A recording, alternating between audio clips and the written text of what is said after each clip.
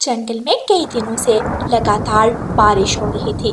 बारिश ने तो पक्षियों को परेशान कर रखा था, क्योंकि कई रोज गुजर जाने के बाद भी बारिश थमने का नाम ही नहीं ले रही थी। कुकू के पापा, घर में भोजन नहीं है। आज घर में अनाज के 2 दाने पड़े थे, जो मैंने बच्चों को खिलाकर सुला दिया है। चिंता मत करो रानो, मैंने मिठू तोते से बात की हुई है। हम कल जाकर भोजन इकट्ठा कर लेंगे ताकि बारिश के अगले कुछ दिन आराम से गुजर सके। इस तरह वो दोनों पति पत्नी बातें करते हुए सो जाते हैं। अगली सुबह बारिश थोड़ी थम जाती है। पापा चिड़िया ये देखकर बहुत खुश होते हैं। रानो, मैं मिठू तोते के साथ भोजन लेने जा रहा हूँ। आप अपना और बच्चों का बहुत ख्याल रखना। मैं शाम तक वापस आ जाऊंगा। ऐसा कहते हुए पापा चिड़िया अपने घर से निकलते हैं और मिठू तोते के घर चले जाते हैं। मिठू, चलो यार, तुमने जहाँ कहा था वहाँ से कुछ भोजन ले आए। मेरे घर में तो बच्चों के खाने के लिए भी अब कुछ नहीं बचा। यार मानो, मैं इस बेमौसम की बारिश और खराब मौसम के कारण बहुत बीमार हो गया हूँ। मुझसे सफर नहीं किया जाएगा। हाँ, मैं तुम्हें बता दे देता हूँ। तुम जाकर अपने और अपने बच्चों के लिए वहाँ से कुछ अनाज ले आओ। पापा चिड़िया मिठू तोते से एड्रेस ले लेते हैं और उस एड्रेस की तरफ उड़ना शुरू कर देते हैं। लेकिन रास्ते में बारिश काफी तेज हो जाती है। पापा चिड़िया बारिश में उड़ते उड़ते थक जाते हैं। वो एक जगह नीचे देखते हैं तो उन्हें अनाज के कुछ दाने पड़े हुए दिखाई देते हैं। पापा चिड़िया नीचे आते हैं और वहाँ से कुछ दाने इकट्ठे करके अपने पंखों में छुपा लेते हैं। पापा चिड़िया बहुत खुश थे कि उन्हें कम समय में काफी सारा अनाज मिल गया था। अरे, ये मैं उड़ क्यों नहीं पा रहा? ये मुझे क्या हो रहा है? शायद बारिश की वजह से खेत की जमीन गीली थी और मैं अब इस जमीन में धंस गया हूँ। पापा चिड़िया बहुत कोशिश के बाद भी वहाँ से निकल नहीं पाते। शाम होने को आई थी। बारिश तेज होती जा रही थी। रानू चिड़िया अपने पति के लिए बहुत परेशान थी। मम्मा, पापा अभी तक वापस नहीं आए। कहीं उन्हें जंगल में किसी खतरनाक जीव ने शिकार तो नहीं बना लिया? कुकू भाई, आप ऐसी बातें क्यों करते हो? हमारे पापा बिल्कुल ठीक होंगे और जल्दी घर वापस आ जाएंगे। बच्चों, आप अच्छा अच्छा सोचो। आपके पापा बहुत बहादुर हैं। वो ऐसी तूफानी बारिशों में भी डरते नहीं हैं। रानू चिड़िया अपने बच्चों को तो तसल्ली देती है, लेकिन मन ही मन में रानू चिड़िया बहुत डरी हुई थी। कहीं सच में मानो जी को? नहीं, ऐसा नहीं हो सकता। बच्चों, आप यहाँ आराम से बैठो और मैं मिठू भैया के घर से पता करके आती हूँ कि वो कब वापस लौटेंगे। ठीक है मम्मा, आप जल्दी जाकर पापा का पता करें और हम यहाँ से बाहर बिल्कुल नहीं निकलेंगे। रानू चिड़िया मिठू तोते के घर जाती है। तोते भैया, आप यहाँ हो, आप घर वापस आ गए, लेकिन मानो जी तो अभी तक घर नहीं लौटे। क्या वो आपके साथ है? रानू चिड़िया, मैं तो मानो के साथ गया ही नहीं था। मेरी तबीयत खराब थी, इसलिए मैं नहीं गया और मानो अकेला चला गया। तोते भैया, ये आप क्या कह रहे हो? मानो जी तो अभी तक वापस नहीं लौटे। अब मैं क्या करूं? कहाँ ढूंढूं उन्हें? रानू चिड़िया, तुम चिंता मत करो। पक्षियों के लिए ऐसी बारिशें आम बात है। वो जल्दी वापस लौट आएगा। तोते भैया, ये बारिशें आम नहीं है। मुझे तो बहुत चिंता हो रही है। कुछ समझ नहीं आ रहा। काश मैं उन्हें घर से जाने ही ना देती। रानो चिड़िया की ऐसी कहानियाँ सुनने के लिए YouTube सर्च बार में रानो चिड़िया की कहानी लिखें या फिर ये बटन दबाकर बोलकर कहें रानो चिड़िया की कहानी। बादल गरज रहे थे और बारिश की वजह से दूर दूर तक कोई पक्षी भी दिखाई नहीं दे रहा था। रानू चिड़िया उदास मन के साथ घर वापस लौट आती है। गुड़िया और कुकू प्रार्थना कर रहे थे कि उनके पापा जल्दी घर लौट आए। मम्मा मम्मा, मुझे भूख लगी है, मुझे कुछ खाने को दे। रात के इस समय भूख लग गई तुझे? अब तो घर में कुछ नहीं है और बाहर भी तेज बारिश है। सुबह तक इंतजार करो और सो जाओ चुप करके। कालू जी, आप डांट क्यों रहे हो मेरे बच्चे को? भूख लगने का कोई समय थोड़ी होता है। उठ जाओ, जाकर मेरे बेटे के लिए कुछ खाने को लाओ। इतनी अंधेरी रात में भला मैं क्यों जाऊं बाहर? अब तो सुबह होगी तो ही निकलेंगे घर से। कालू जी, आप तो हमेशा से ही डरपोक रहे हो। चलो मैं चलती हूँ आपके साथ, हम जाकर कोई दाना ढूंढ लाते हैं। लेकिन मैं ऐसे अपने बच्चे को भूखा नहीं रहने दे सकती। फिर कालू कौवा और गोरी कौवी घर से निकलते हैं। वो भोजन की तलाश में काफी देर तक इधर उधर उड़ते रहते हैं और आखिरकार जंगल के बाहर वाले खेत में पहुंच जाते हैं। गोरी, इस खेत में जरूर कुछ ना कुछ खाने को मिल जाएगा, चलो नीचे उतर कर देखते हैं। कालू कौवा और गोरी कौवी खेत में उतरते हैं। गोरी कौवी की नजर अचानक मानो चिड़े पर पड़ती है। कालू जी, वो देखो, वो क्या है? कालू कौवा और गोरी कौवी पास जाकर देखते हैं। ये तो रानू चिड़िया का पति है। कालू जी, देखो तो कैसी अंधेरी रात में बेहोश पड़ा है बेचारा।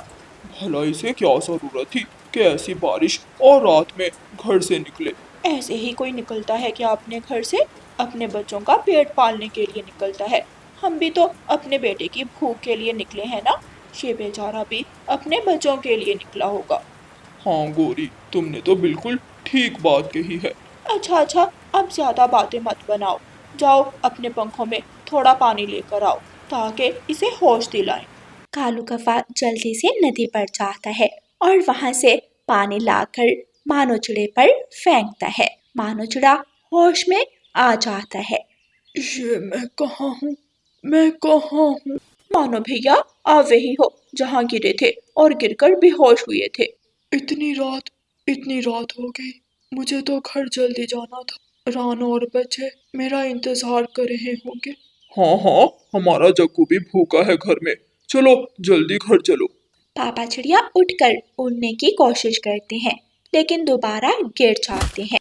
कालू पति जी, मुझे लगता है चिड़िया का पति अभी ठीक नहीं है, इसे सहारा दे। कालू कौवा पापा चिड़िया को उठाता है और उसे उसके घर तक ले जाता है। देख लो चिड़िया, हमें तुम्हारा और तुम्हारे बच्चों का कितना एहसास है। आज अगर मैं ना होती तो कालू जी तो कभी घर से ही ना निकलते और तुम्हारा पति भी तुम्हें सही सलामत वापस ना मिलता। गौरी बहन, आपका बहुत बहुत शुक्रिया। आप बहुत बहादुर कवि हैं। आपका ये एहसान मैं कभी नहीं भुला सकती, जो आपने मानो जी को घर तक छोड़ने में मदद दी। अरे बस चिड़िया, मैंने कभी जतलाया नहीं, वरना मैं तो सब पक्षियों की हमेशा से मदद करती आई हूँ। अब हम चलते हैं, हमारा जग्गू बेटा कहीं डर ही ना रहा हो। इस तरह कौवा और कवि चिड़िया के घर से वापस अपने घर चले जाते हैं। प्यारे दोस्तों, ऐसी ही चिड़िया और कौवों की कहानियाँ सुनने के लिए हमारे चैनल को सब्सक्राइब और इस वीडियो को लाइक अपने दोस्तों के साथ शेयर करना बिल्कुल मत भूलना। आपका धन्यवाद। आधी रात को ठंड के मौसम में छोटी गुड़िया अंकल कबूतर के दरवाजे पर दस्तक दे रही थी। अंकल, दरवाजा खोलें। अंकल, मेरी मम्मा को तेज बुखार है, मेरी मदद करें। काफी देर के बाद कबूतर खिड़की से बाहर देखता है। कौन है? अंकल, मैं हूँ गुड़िया, रानू चिड़िया की बेटी। अंकल, मेरी मम्मा को तेज बुखार है। अंकल, मेरे साथ चलिए, मम्मा की दवा लेने जाना है। बेटी, बाहर बहुत ठंड है, अगर मैं तुम्हारे साथ गया तो मुझे ठंड लग जाएगी। मैं ठंड में मरना नहीं चाहता। ऐसे कहते हुए कबूतर अपने घर की खिड़की बंद कर लेता है और छोटी चिड़िया किसी दूसरे पक्षी की तरफ चली जाती है। थोड़ी ही दूर तोते का घर था। तोता ठंड में गर्म कंबल ओढ़े मीठी नींद सो रहा था जब चिड़िया घर के दरवाजे पर दस्तक देती है। अंकल तोते, दरवाजा खोलें, मेरी मदद करें, मेरी मदद करें अंकल। लेकिन तोते की तो आँख ही नहीं खुलती। गुड़िया कई बार दरवाजे पर दस्तक देती है, रोती है, आवाज लगाती है, लेकिन थक हार कर बेचारी वहाँ से भी चली जाती है।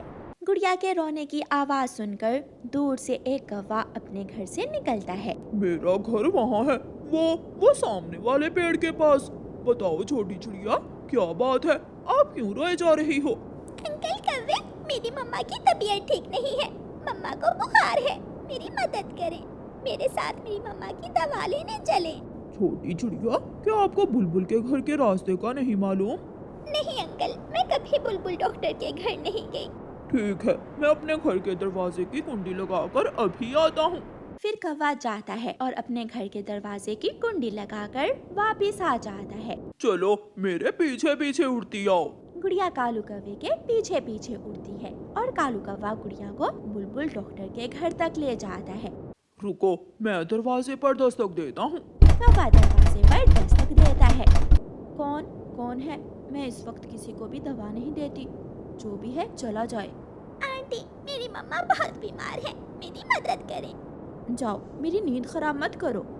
मोटी बुलबुल, मैं हूँ साथ। कालू कौवा, जानती हो ना मुझे? जल्दी से दरवाजा खोल दो, वरना कल देख लूंगा मैं तुम्हें। मोटी बुलबुल कौवे से तो बहुत डरती थी। वो जल्दी से दरवाजा खोल देती है। तुम हो कालू? मैं समझी कोई छोटा मोटा पक्षी होगा। कोई मर रहा है और तुम दरवाजा नहीं खोल रही हो। कैसी डॉक्टर हो तुम बुलबुल? फिर बुलबुल कौवे को बुखार की दवा दे देती है। चलो गुड़िया बेटी, जल्दी चलो। कौवा गुड़िया को साथ लेकर वापस चलता है। घर पहुंचकर गुड़िया अपनी मम्मा के मुंह में बुखार दूर करने वाली दवा के 2 कतरे डाल देती है। बेटी, अब मैं जाता हूँ। मैं कल आऊंगा आपकी मम्मा को देखने। अंकल, बहुत बहुत धन्यवाद। अगर आप मेरा साथ ना देते तो मैं कभी भी अपनी मम्मा की दवा ना ला सकती। बेटी, मैं बुरा जरूर हूँ, लेकिन इतना भी नहीं कि किसी की मुश्किल में उसका साथ न दूं। कौवा चला जाता है। रात गुजर जाती है, सुबह हो जाती है। मम्मा चिड़िया का बुखार ठीक हो गया था। गुड़िया बेटी, अब मैं ठीक हूँ। चलें, हम कौवे का शुक्रिया अदा करने जाती हैं, जिसने ठंडी रात में आपकी मदद की। मम्मा, कौवा अंकल रात मुझसे वादा करके गया था कि वो आएंगे, लेकिन अभी तक नहीं आए। हमें जाना होगा। फिर वो माँ बेटी कौवे के घर जाती हैं। कौवे को रात ठंड लग गई थी और वो अपने घोंसले में ही लेटा हुआ था। कौवे भैया, क्या हुआ? आप ठीक तो हैं? हाँ चिड़िया रानी, आप तो ठीक हो गई, लेकिन मैं रात की ठंड लगने से बीमार हो गया हूँ। कौवे अंकल, आप चिंता ना करें, हम हैं ना आपके साथ। मम्मा, आप घर जाइए और कालू अंकल के लिए कुछ गर्म चीज बना लाइए और मैं कालू अंकल के पास बैठ जाती हूँ। फिर मम्मा चिड़िया घर चली जाती है। मम्मा चिड़िया अपने घर जाकर कौवे के लिए गरम गरम खिचड़ी बनाती है। मम्मा चिड़िया दाल और चावल से स्वादिष्ट खिचड़ी तैयार करती है। गुड़िया बेटी, मुझे बहुत भूख लगी है, मुझे वो दाना उठा कर दे दे। अंकल, थोड़ा इंतजार करें, मम्मा आने ही वाली होंगी। थोड़ी ही देर बाद मम्मा चिड़िया गरम गरम खिचड़ी लेकर पहुंच जाती है। ले कौवे भैया, आप ये खिचड़ी खाइए और मैं आपके घर की सफाई कर देती हूँ। कौवा खिचड़ी खाने लगता है। गरम गरम खिचड़ी खाकर कौवा स्वस्थ हो जाता है और चिड़िया से कहता है, चिड़िया चिड़िया बहन सच ही कहते हैं, एक दूसरे की मदद करने से जीवन आसान हो जाता है। अगर आप ना आती तो मैं शायद भूख से ही मर जाता। अंकल, अगर रात ठंड में आप मेरी मदद ना करते तो न जाने क्या हो जाता। कौवे भैया चलें, बाहर सूरज की गरम गरम धूप हमारा इंतजार कर रही है।